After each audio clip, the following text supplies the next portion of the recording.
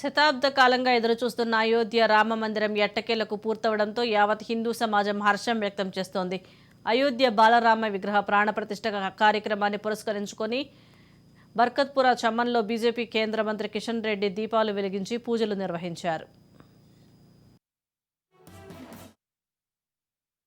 చూసినటువంటి రామ మందిర నిర్మాణము, శ్రీరాముని యొక్క విగ్రహ ప్రాణప్రతిష్ఠ ఈరోజు ఎంతో ఉత్సాహంగా, అద్భుతంగా, సంబరాల మధ్యలో ఈరోజు పూర్తి కావడం జరిగింది. ప్రపంచంలో ఉన్నటువంటి 200 కోట్ల మంది ప్రజలు ఈరోజు ఆన్లైన్ ద్వారా అయోధ్య ప్రాణప్రతిష్ఠ కార్యక్రమాన్ని చూడడం జరిగింది. ప్రత్యక్ష ప్రసారం ప్రధానమంత్రి గారు అదేవిధంగా శ్రీరామ దేవాలయ నిర్మాణ కమిటీ ఇచ్చినటువంటి పిలుపు మేరకు ఈరోజు దేశమంతా కూడా రామజ్యోతులు వెలిగించేటువంటి కార్యక్రమం చేపట్టడం జరిగింది. మనం చూస్తూ ఉన్నాము.